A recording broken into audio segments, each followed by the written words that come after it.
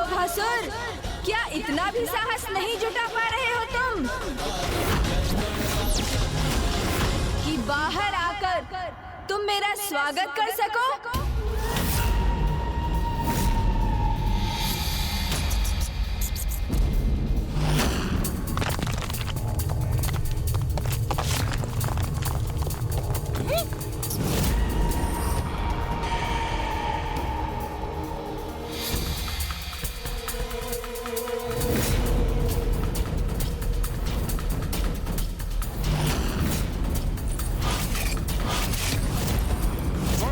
जगमगाहट से भरे मेरे इस लोहितपुर में मैं आपका स्वागत करता हूँ। सराहना भी करता हूँ आपकी कि 3 अबूझ पहेलियां आपने सुलझा ली। मुझसे भूल हुई, आपकी चतुराई का मैं अनुमान नहीं लगा सका, किंतु मेरा विश्वास कर भूल तो आप भी कर रहे हैं गणेश जी। मुझसे वो रत्न और ये धन प्राप्त करने यहाँ तक पहुँच गए जो मैं आपको कदापि नहीं दूंगा। मत भूलो लोभासुर, वचन दिया था तुमने। तुम्हारी पहेलियों को सुलझाकर तुम तक पहुँचने पर समस्त धन, रत्न, माता कामधेनु, दिव्य वृक्ष, कल्प वृक्ष और अश्व उच्च श्रवा को लौटाने का वचन। हाँ, स्मरण है मुझे, दिया था, वचन दिया था। पर ऐसे वचन का क्या मोह, किंतु वो अमूल्य रत्न और धन से वंचित रहकर उनके अभाव को कैसे स्वीकार कर सकता हूँ गणेश जी? नहीं नहीं गणेश जी, नहीं, ऐसी मूर्खता तो कदापि नहीं करेगा लोभासुर।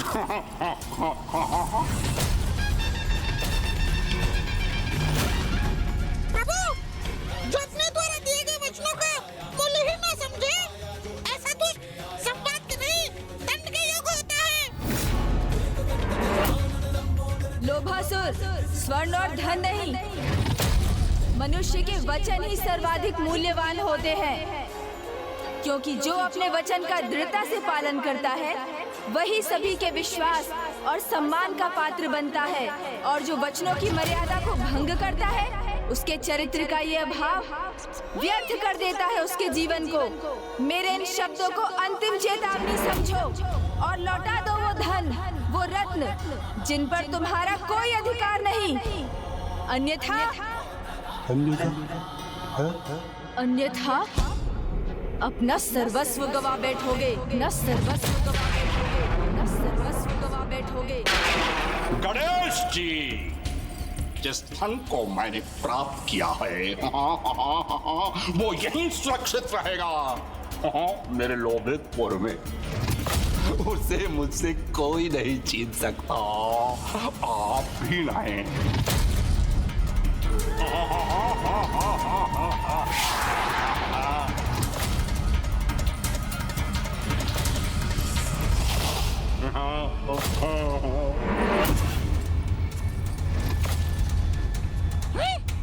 और ऐसा करने से लोभासुर रोकेगा आपको।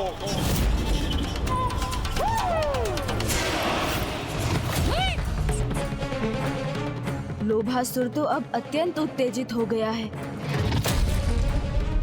यदि यही तुम्हारा निर्णय है तो उचित है लोभासुर, मैं भी तुम्हारा सामना करने के लिए प्रस्तुत हूँ।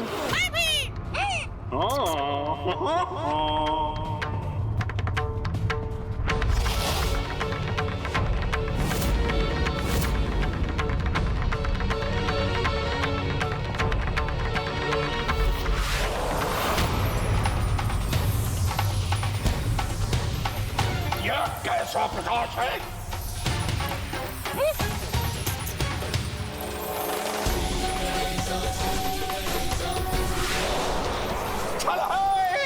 यह मायावी प्रकाश करके कुछ नहीं प्राप्त होगा गणेश जी, कुछ नहीं।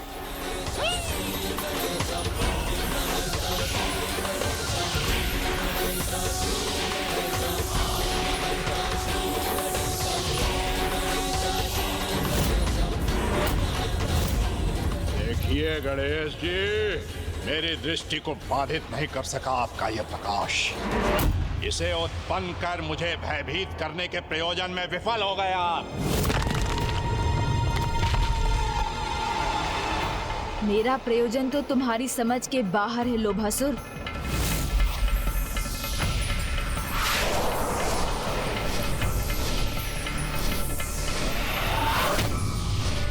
इस तीव्र तेज प्रकाश द्वारा क्षण भर के लिए तुम्हें नेत्रहीन कर भैया के भीतर जाने का मार्ग प्रशस्त करना, यही तो मेरी योजना थी दुष्ट,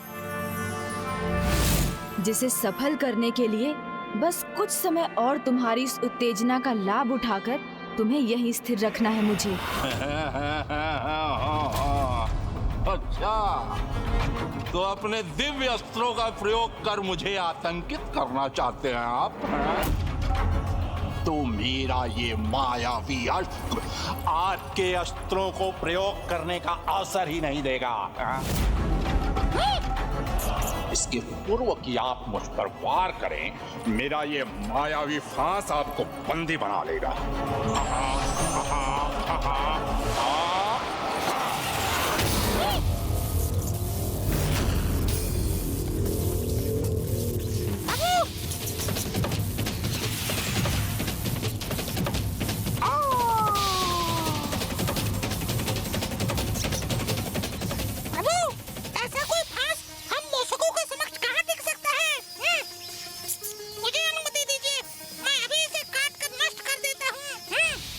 आपका साहस और आत्मविश्वास दोनों अत्यंत सराहनीय है मूषक जी, किंतु आप भूल रहे हैं, हमें इस फांस को नष्ट कर इससे मुक्त नहीं होना है, अपितु इसमें उलझकर लोभासुर को यहीं उलझा कर रखना है। इस दुष्ट लोभासुर को यही समझाना है कि वही इस युद्ध में विजयी हो रहा है, तभी तो हमारी अपनी योजना सफल होगी। प्रभु तो उचित कह रहे हैं, अभी मुझे स्मरण हुआ है। हम उसकी पहेलियां सुलझा भी दें तो भी वो दुष्ट लोभासुर अपने वचन पर कदापि स्थिर नहीं रहेगा। स्वेच्छा से तो वो कुछ भी नहीं लौटाएगा, और महादेव से अजय होने का वरदान प्राप्त होने के कारण उसे युद्ध में पराजित करना भी असंभव है। जिस लोभी के जीवन का आधार उसके लोभ का चरम हो, तो फिर क्या उपाय है प्रभु? वो तो अपनी पराजय तभी स्वीकार करेगा जब वो अपने लोभ से प्राप्त धन और रत्न खोने पर विवश हो जाए, और ऐसा करने हेतु मैं और मूषक जी लोभासुर को उलझा कर रखेंगे। और भैया, आप इस अंतराल में अवसर प्राप्त होते ही गुफा के भीतर प्रवेश कीजिएगा, और जो भी उसने चुराया है उसे लोभासुर के मायावी कपाल में भरकर लौट आइएगा, और उसी मायावी कपाल के द्वारा आप समस्त धन पुनः प्राप्त कर लीजिएगा, जिसका प्रयोग उसने धन चुराने के लिए किया था। और कुबेर जी, आप अपने धन कोष के द्वार खोल कर रखिएगा, क्योंकि वहाँ का समस्त धन अब शीघ्र ही वहाँ लौटने जा रहा है, क्योंकि मुझे पूर्ण विश्वास है कि मैं और मूषक जी उस लोभासुर को उलझा कर रखने में अवश्य सफल होंगे, जो हमारी योजना का आधार है। मुझे प्रभु की योजना के अनुसार ही कार्य करना होगा। लोभासुर को विश्वास दिलाना होगा कि स्थिति उसके नियंत्रण में है, तभी तो वो असावधान होगा।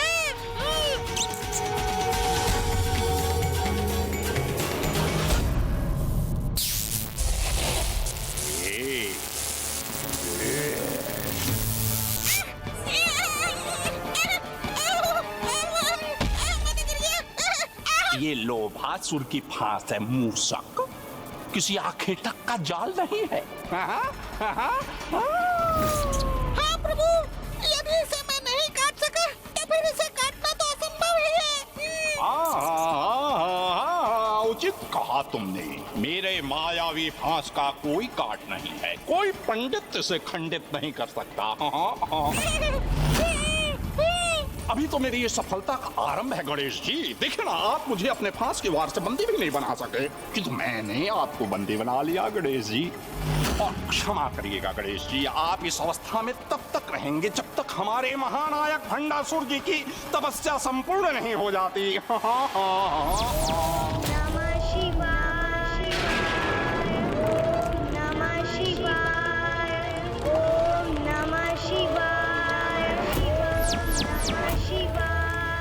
और गणेश जी, आपका उनकी तपस्या से दूर रहना ही उचित है। नहीं तो आप विघ्न करता गणेश जी उनकी तपस्या में विघ्न न उत्पन्न कर दें। मेरे मन में क्या विचार है ये तो तुम्हें शीघ्र ज्ञात हो जाएगा दुष्ट लोभासुर।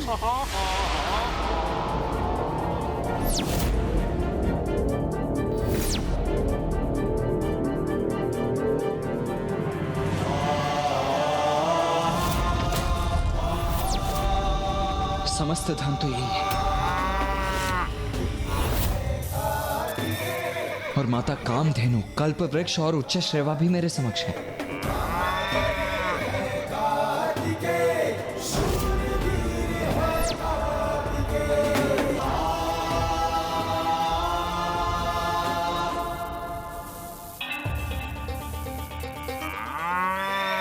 तो अब बस इन सभी को यहां से ले जाने हेतु उस मायावी कपाल को ढूंढना होगा मुझे, किंतु ये है कहां?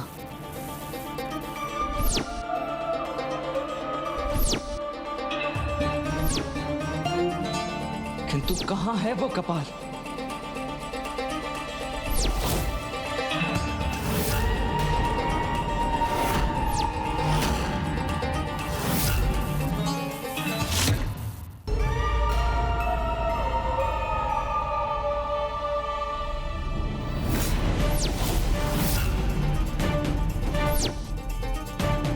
यहां सिंहासन के निकट तो नहीं है।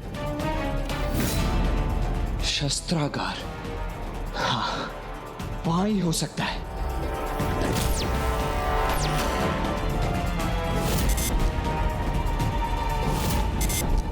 यहां भी नहीं है। फिर कहां है वो कपाल? मुझे तो उसे ढूंढने में ही इतना अधिक समय लग रहा है। तो फिर अनुज गणेश को कुछ और समय उस दुष्ट को उलझा कर रखना होगा।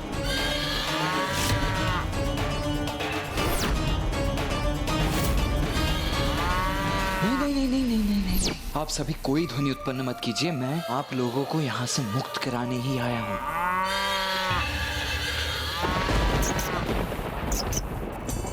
हाँ, अचानक क्या हुआ है इन दोनों को? इतना तीव्र स्वर क्यों उत्पन्न कर रहे हैं ये? कोई अन्य भी तो नहीं है यहाँ, किंतु कोई भीतर कैसे जा सकता है? कहीं गणेश जी ने कोई छल तो नहीं किया मेरे साथ? आओ, मैं विनम्रता पूर्वक आपसे यह प्रश्न करना चाहता हूं कि छल से आप अपने साथ यहाँ किसे लेकर आए हैं? आए कौन गया है भीतर? अच्छाई और कौन? यहाँ अच्छाई के आगमन का आभास कदाचित दिव्य गौ माता कामधेनु और दिव्य अश्व उच्च श्रवा को भी हो गया है। मुझे भ्रमित करने का प्रयास कर रहे हैं गणेश जी, किंतु लोभासुर को छलना इतना सरल नहीं है। आप यहीं बंदी बने रहिए, मैं स्वयं जाकर देख लेता हूँ। ये तो भीतर क्या है प्रभु? और प्रभु कार्तिकेय अभी तक वहाँ से बाहर ही नहीं लौटे हैं। कुछ कीजिए प्रभु, इसे कुछ समय और उलझा कर रखिए ना। मिल गया उपाय। मिल गया?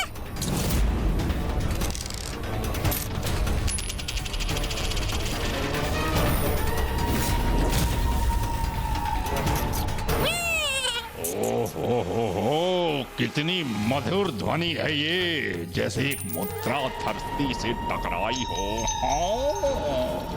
कदाचित ये वही मुद्रा है जिसे मैंने खोया था। जब ये मेरे समक्ष है तो इसे तो शीघ्र प्राप्त करना चाहिए मुझे।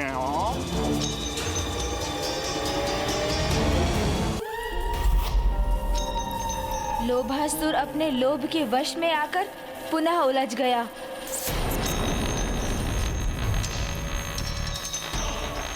तुम्हें छोड़ूंगा रे मैं।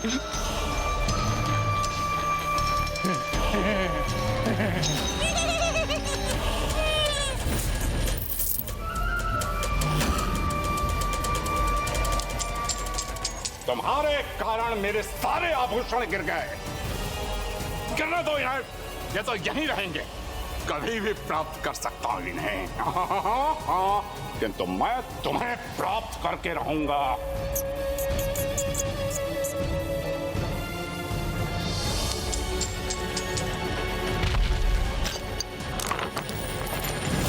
अब आप तीनों ही मुझे ये बताने की कृपा कीजिए कि उस दुष्ट लोभासुर ने अपने उस मायावी कपाल को कहां छिपा कर रखा है?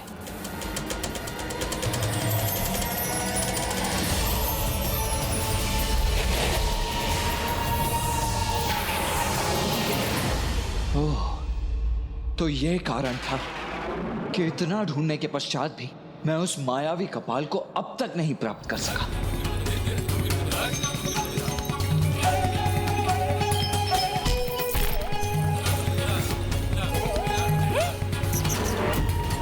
वो मायावी कपाल जिसे भैया भीतर ढूंढ रहे होंगे, वो तो यहाँ है। किंतु उस मायावी कपाल को तो उस दुष्ट ने अपने तन से ही बांध कर रखा है। तो अब उसे कैसे प्राप्त करूंगा मैं?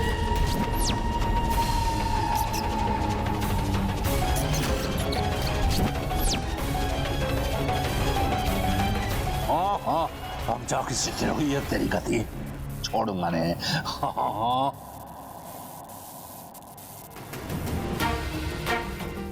जब तक ये मायावी कपाल यहाँ लोभासुर के पास है, तब तक हमारा कार्य पूर्ण नहीं हो सकता।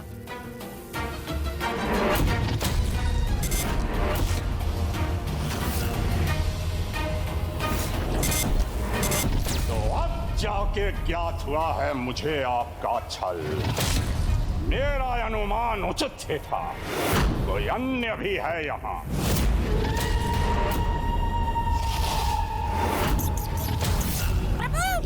किंतु वो जो भी है, यहाँ से सुरक्षित नहीं जाएगा। बंदी बनाऊंगा मैं उसे।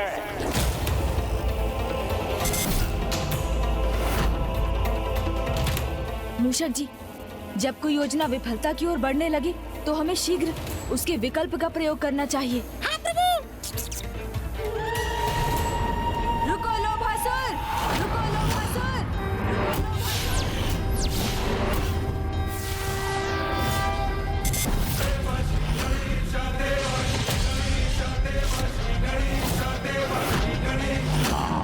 मेरे बंधन से मुक्त हो गए ये। प्रभु, मैं भी अपना आकार बड़ा कर लेता हूँ।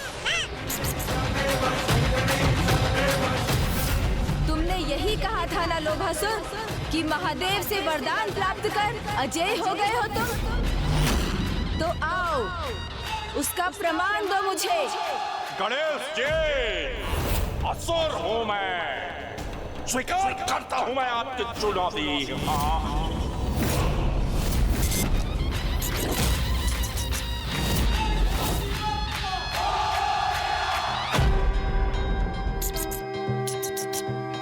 खजाना।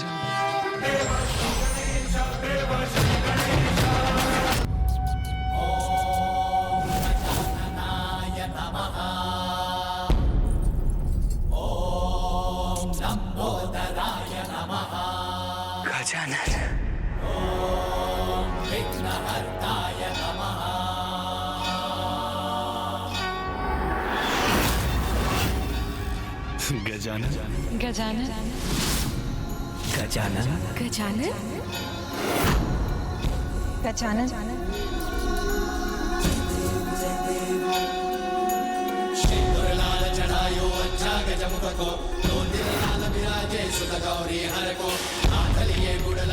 प्रभु, आपने अपने गजानन रूप में हमें दर्शन देकर हमें धन्य कर दिया। अभी भी समय है, त्याग दो अपना लोभ। जो अन्य किसी की संपत्ति है उसे लौटा दो, अन्यथा जो तुम्हारा है उसे भी खो बैठोगे तुम। मैं लोभासुर हूं गणेश जी। आपके इस विकराल रूप से भयभीत होकर कदापि नहीं रुकूंगा, नहीं रुकूंगा। आप जिसे विकार कहते हैं वो आधार है मेरे जीवन का। मात्र प्राप्त करने के लिए उत्पन्न हुआ हूं मैं।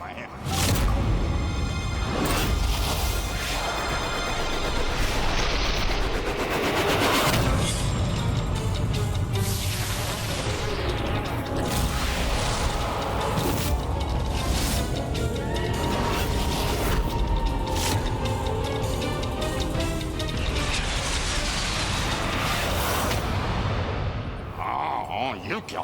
ये एक त्रिशूल 3 में कैसे परिवर्तित हो गया? हाँ हाँ।